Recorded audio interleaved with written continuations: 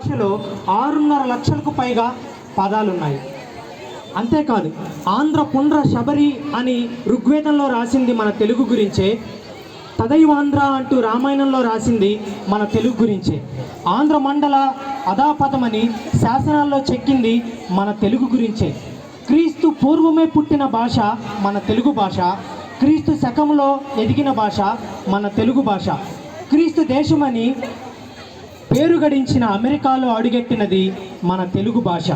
అతి ప్రాచీన భాష తెలుగు, అత్యాధునిక భాష తెలుగు. అన్ని భాషల పదాల పాపల హక్కును చేర్చుకొని తల్లిలా లాలించింది మన మాతృభాష తెలుగు. గట్టిగా చప్పట్లు కొడదాం మన తెలుగు భాషకు.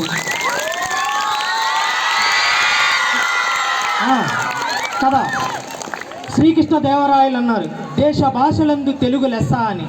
తెలుగు లెస్స కాదు, తెలుగు లెస్సుగా మారిపోతుంది.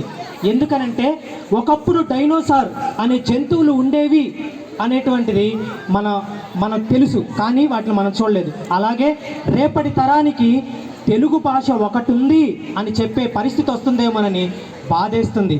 తెలుగు భాష అంతరించిపోతుందేమోనని దిగులేస్తుంది. కానీ మిమ్మల్ని అందరినీ ఇలా చూస్తూ ఉంటే చాలా ముచ్చటేస్తుంది.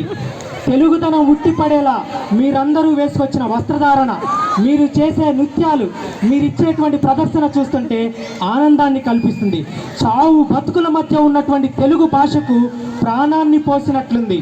తెలుగులో మీరు చెప్పేటువంటి మాటలు చూస్తుంటే నేను ఊపిరి పీల్చుకున్నట్టుగా ఉంది. ఇది ఎంతగానో నాకు రేపటి తరానికి మీరంతా కూడా భరోసాని కల్పించినట్టుంది.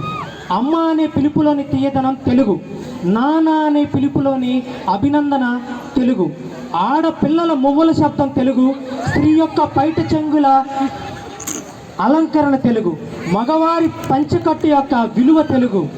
అంతేకాదు పచ్చని పసిడి పైరుల పచ్చదనం తెలుగు. రేపటి తరాన్ని ఇదంతా అవ్వాలి వెలుగు. పరభాష జ్ఞానాన్ని సంపాదించుకుందాం.